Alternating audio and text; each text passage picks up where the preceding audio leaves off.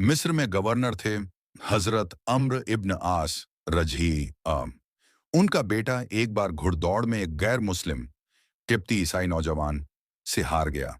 गुस्से में गवर्नर के बेटे ने उसे कोड़े मारे और अहंकार से कहा, मैं अम्र इब्न आस का बेटा हूं, तुझ जैसे की हिम्मत कैसे हुई मुझे हराने की।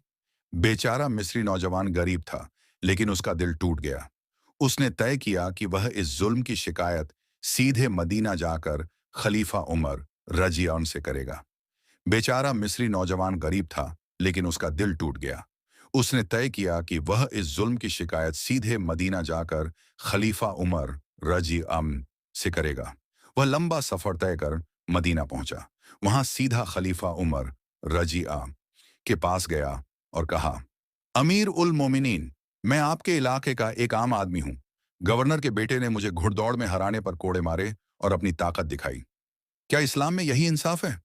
यह सुनकर हजरत उमर रजिया का चेहरा बदल गया। उन्होंने तुरंत मिस्र के गवर्नर अम्र इब्न आस और उनके बेटे को मदीना बुलाने का हुक्म दिया। जब गवर्नर और उनका बेटा मदीना आए, तो उमर रजियास ने सबको इकट्ठा किया।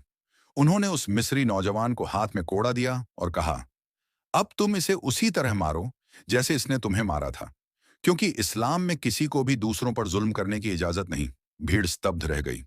गवर्नर का बेटा, जो अमीर और असरदार था, एक गरीब नौजवान से कोड़े खाता रहा और कोई उसे बचाने ना आया। फिर हजरत उमर रजियाम ने गवर्नर अम्र इब्न आस की तरफ देखा और कहा, तुमने कब से लोगों को गुलाम बना लिया है, जबकि उनकी माओ ने उन्हें आजाद पैदा किया था। इस एक जुमले ने पूरी इस्लामी हुकूमत की बुनियाद बता दी कि इस्लाम में इंसान की इज्जत और बराबरी सबके लिए है, चाहे अमीर हो या गरीब, अरब हो या गैर अरब।